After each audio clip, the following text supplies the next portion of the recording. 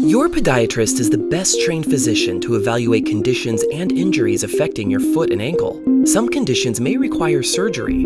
The type of procedure that's right for you will depend on your age, level of activity, and severity of your condition. The most common procedures are bunion surgery, reconstructive surgery, and tendon surgery. Bunion surgery involves removing or cutting the enlarged portion of bone and repositioning the surrounding tendons and ligaments.